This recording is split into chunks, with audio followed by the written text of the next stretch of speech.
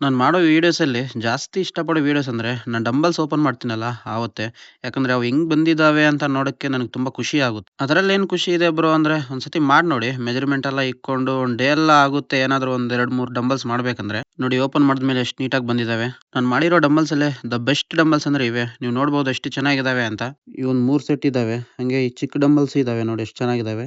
ಹಂಗೆ ನನಗೆ ಇವತ್ತು ಇನ್ನೂ ಒಂದು ಕೆಲಸ ಇದೆ. ಕೇಬಲ್ ರೋಗೆ ನಾನು ಸಿಮೆಂಟ್ ಹಾಕೊಂಡಿರಲಿಲ್ಲ. ಮೂಮೆಂಟ್ ಎಲ್ಲ ಕರೆಕ್ಟಾಗಿ ಸೆಟ್ ಆಗಲಿ ಮತ್ತೆ ಹಾಕೊಳ್ಳೋಣ ಅನ್ಕೊಂಡಿದ್ದೆ. ಕರೆಕ್ಟಾಗಿ ಸೆಟ್ ಆಗಿದೆ. ಸೊ ಇವತ್ತು ಸಿಮೆಂಟ್ ಹಾಕ್ಕೊಂತಾ ಇದ್ದೀನಿ. ನಾನು ಇವತ್ತು ಇನ್ನೂ ಒಂದು ವಿಚಾರ ಹೇಳಬೇಕು. ನನ್ನ ಕ್ಲೋಸ್ ಇರೋ ಫ್ರೆಂಡ್ಸ್ ಅಂತ ಇರ್ತಾರೆ. ನಿಂಗೆ ಯಾರಾದರೂ ಏನಾದರೂ ಅಂದ್ರೂ ಅದ್ರ ಬಗ್ಗೆ ವಿಡಿಯೋ ಮಾಡಬೇಡ ಅಂತಾರೆ.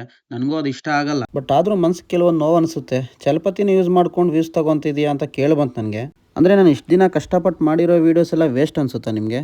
ಕೆಲವು ನನಗೆ ಗೊತ್ತಿಲ್ಲ ಅಂದ್ರೂ ಕಲ್ತ್ಕೊಂಡು ನಾನು ಕಂಟೆಂಟ್ ಮಾಡಿದ್ದೀನಿ. ವೆಲ್ಡಿಂಗ್ ಕೆಲಸ ಬರಲ್ಲ ಅಂದ್ರೂ ನಾನು ಕೇಬಲ್ ರೆಡಿ ಮಾಡಿದ್ದೀನಿ. ಗಾರೆ ಕೆಲಸ ಬರಲ್ಲ ಅಂದ್ರೂ ನಾನು ಜಿಮ್ ರೆಡಿ ಮಾಡ್ಕೊಂಡಿದ್ದೀನಿ. ಎರಡು ಡಂಬಲ್ ಮಾಡಬೇಕಂದ್ರೆ ಎಷ್ಟು ಕಷ್ಟ ಇರುತ್ತೆ ಅಂತ ಒಂದು ಸತಿ ಮಾಡಿ ನೋಡಿ. ನಿಮ್ಗೆ ಗೊತ್ತಿಲ್ಲ, ಎಷ್ಟೋ ಸತಿ ಮಿಷಿನ್ ಯೂಸ್ ಮಾಡುವಾಗ ಗಾಯ ಆಗಿದೆ. ಆದರೂ ನಾನು ಸಿಂಪತಿ ಯಾವತ್ತೂ ಕ್ರಿಯೇಟ್ ಮಾಡ್ಕೊಂಡಿಲ್ಲ ನನ್ನ ವೀಡಿಯೋಸಲ್ಲಿ. ಕೆಲವೊಂದು ಸತಿ ಡೇ ಎಲ್ಲ ಊಟ ತಿಂದಿರೋ ಕಂಟೆಂಟ್ ಮಾಡಿದ್ದೀನಿ.